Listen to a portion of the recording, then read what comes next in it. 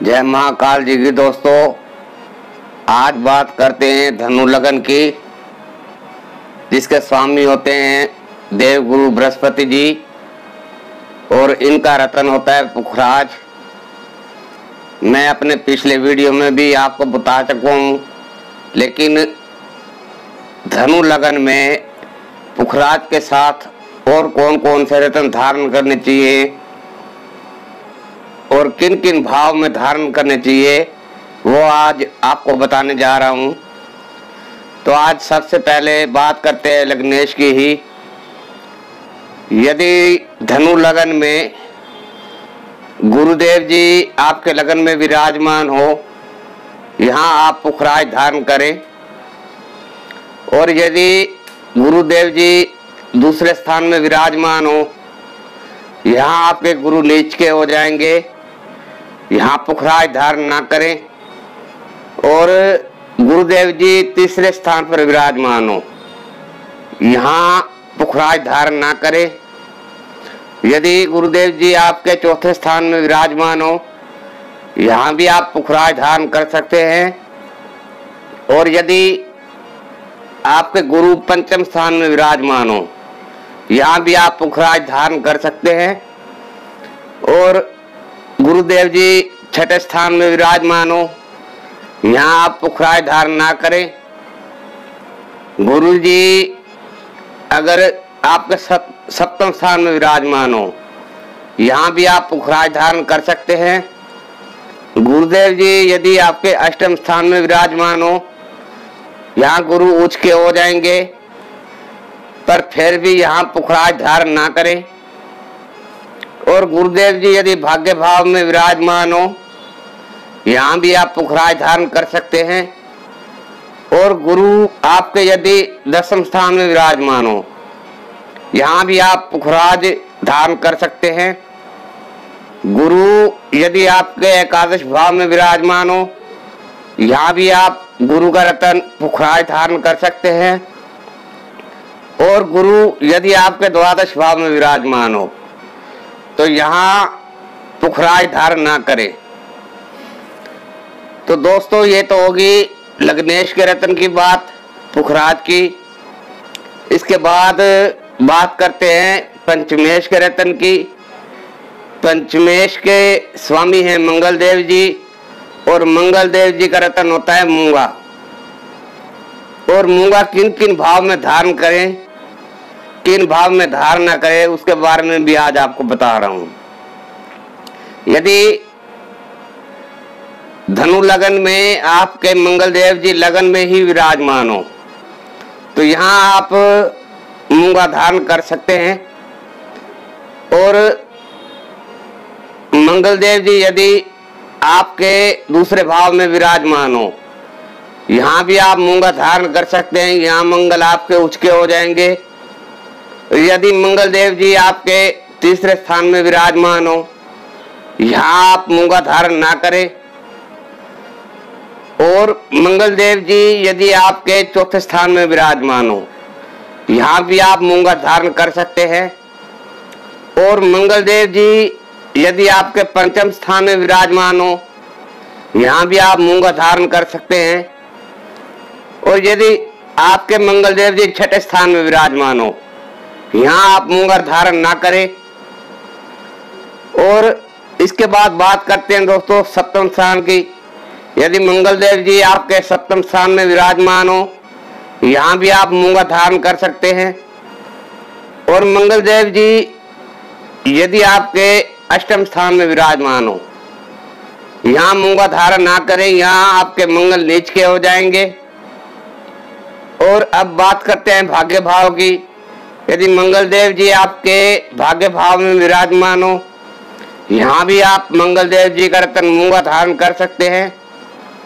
और मंगल देव जी यदि आपके दसम भाव में विराजमान हो, यहाँ भी आप मंगल देव जी का रत्न मूंगा धारण कर सकते हैं। यहाँ मंगल देव जी दिग्बली भी हो जाते हैं। और मंगल देव जी यदि एकादश भाव में विराजमान हो तो यहाँ भी आप मूंगा धारण कर सकते हैं। और अब बात करते हैं द्वादश भाव की। मंगल देव जी यदि आपके द्वादश भाव में विराजमान हो, यहाँ आप मूंगा धारण ना करें। तो दोस्तों ये तो होगी पंचमेश के रत्न मूंगा की बात। अब बात करते हैं भाग्य भाव की, जिसके स्वामी हैं सूर्य देव जी। अब सूर्य देव का रत्न किन किन भाव में धारण करे, किन भाव में धारण ना करे, वो आज आपको बताने जा रहा हूं। धनु लगन में यदि सूर्य देव जी आपके लगन में ही विराजमान हो, यहाँ आप सूर्य देव जी का रत्न माणिक्य धारण कर सकते हैं।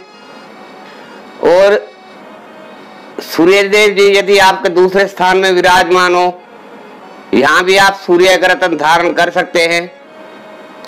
सूर्य देव जी यदि आपके तीसरे स्थान पर विराजमान हो, यहाँ आप माणिक्य धारण ना करें। और सूर्य देव जी यदि आपके चौथे स्थान में विराजमान हो, यहाँ भी आप माणिक्य धारण कर सकते हैं। सूर्य देव जी यदि आपके पंचम स्थान में विराजमान हो, यहाँ भी आप सूर्य देव का रत्न माणिक्य धारण कर सकते हैं। यहाँ सूर्य देव उच्च के हो जाएंगे आपके। अब बात करते हैं दोस्तों छठे भाव की।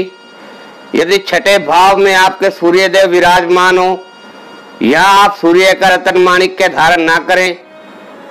और सूर्य देव जी यदि आपके सप्तम स्थान में विराजमान हो, यहाँ भी आप सूर्य देव का रत्न माणिक्य धारण कर सकते हैं।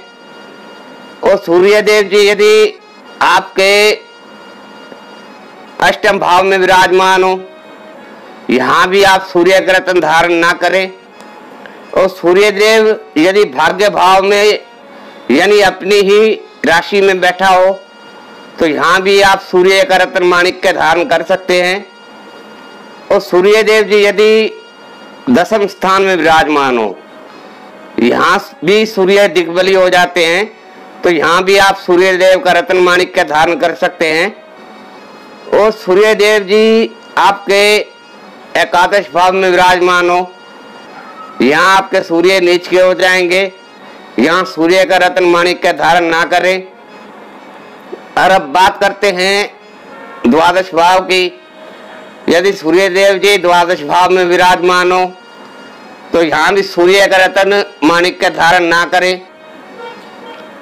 अब बात करते हैं धनु लगन में बुध देव जी की, जिनको केंद्र में बहुत ही अच्छे स्थान मिले हुए हैं। एक सप्तम स्थान मिला हुआ है, एक दसम स्थान काम काज का, आपके कर्म भाव का। तो धनु लगन में आप बुध देव जी का रत्न भी धारण कर सकते हैं। और किन किन भाव में करना है, किन भाव में नहीं करना, वो मैं आपको बताने जा रहा हूं। इसमें बुध को एक दोष लगता है, और वो दोष लगता है 3, 6, 8, 12 में। या फिर बुध देव जी कहीं नीच के हो जाएं, तब बुध केंद्राधिपति दोष बनता है। उस अवस्था में आप बुध का रत्न धारण ना करें, बल्कि बुध का पूजन पाठ करें। तो आइए बुध देव के रत्न के बारे में बताने जा रहा हूं कि बुध देव जी का रत्न किन किन भाव में धारण करना चाहिए, किन भाव में धारण नहीं करना चाहिए। तो सबसे पहले बात करते हैं, अगर बुध देव जी लगन में विराजमान हो आपके धनु लगन में, तो यहाँ बुध देव जी दिग्बली होते हैं। और यहीं पर गुरुदेव जी भी दिग्बली होते हैं। तो आप यहाँ पर बुध देव जी का रत्न पन्ना धारण कर सकते हैं। और बुध देव जी यदि आपके दूसरे स्थान में विराजमान हो, यहाँ भी आप बुध का रत्न पन्ना धारण कर सकते हैं। और बुध देव जी यदि आपके तीसरे स्थान में विराजमान हो, यहाँ बुध को केंद्र का दोष लग जाएगा। आप यहाँ पर पन्ना धारण ना करें, बुध देव जी का पूजन पाठ करें। और बुध देव जी यदि चौथे स्थान में विराजमान हो, यहाँ भी बुध देव जी का रत्न पन्ना धारण ना करें। यहाँ आपके बुध नीच के हो जाएंगे। उनको केंद्राधिपति का दोष लग जाएगा। और इसके बाद बात करते हैं पंचम स्थान की। यदि आपके बुधदेव जी पंचम स्थान में विराजमान हो, बुधदेव जी का रत्न पन्ना धारण कर सकते हैं। बुधदेव जी यदि आपके छठे स्थान में विराजमान हो, यहाँ भी बुध को केंद्र का दोष लग जाएगा, यहाँ भी बुध का पन्ना धारण ना करें। बुधदेव जी यदि अपनी राशि में विराजमान हो सप्तम स्थान में, यहाँ भी आप बुध का रत्न धारण कर सकते हैं। और अब बात करते हैं दोस्तों अष्टम स्थान की। यदि आपके बुधदेव जी अष्टम स्थान में विराजमान हो, यहाँ भी बुध को केंद्र का दोष लग जाएगा, तो यहाँ भी बुध का रत्न पन्ना धारण ना करें। और बुधदेव जी यदि आपके भाग्य भाव में विराजमान हो, तो यहाँ आप बुधदेव जी का रत्न धारण कर सकते हैं। और बुधदेव जी यदि दसम स्थान में हो, यहाँ भी आप बुधदेव जी का रत्न पन्ना धारण कर सकते हैं। और बुधदेव जी यदि आपके एकादश भाव में बैठे हो, यहाँ भी आप बुधदेव जी का रत्न धारण कर सकते हैं। और बुधदेव जी यदि आपके द्वादश भाव में विराजमान हो, यहाँ भी बुधदेव को केंद्र अधिपति का दोष लग जाएगा, यहाँ बुध का रत्न धारण ना करें, बल्कि बुधदेव जी के पाठ पूजन करें। और हाँ, कोई भी ग्रह आपका यदि सूर्य के साथ बैठकर अस्त हो चुका है, उस अवस्था में आप वो रत्न धारण कर सकते हैं। और फिर भी मेरे हर वीडियो के प्रकार इस वीडियो में भी वही बात मैं दोहरा रहा हूँ, आप अपनी जन्म कुंडली किसी अच्छे विद्वान को दिखाकर तब ही कोई रत्न धारण करने का निर्णय ले। अपने आप कोई भी रत्न धारण ना करें। जय महाकाल जी।